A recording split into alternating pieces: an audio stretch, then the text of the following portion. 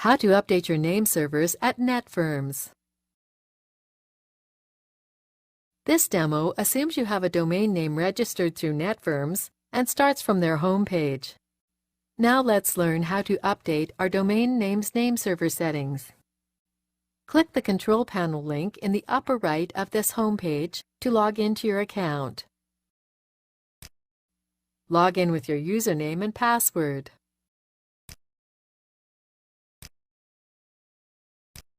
Click the Edit Domains shortcut on the right side. Select the domain name you wish to manage. Then click Nameservers. Click to use different name servers, enter your new name servers, then click Save.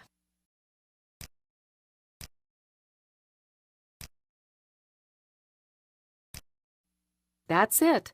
The domain name's name servers have been updated. Please note that it could take up to 24 hours for your new name servers to propagate and be recognized across the Internet. This is the end of the tutorial.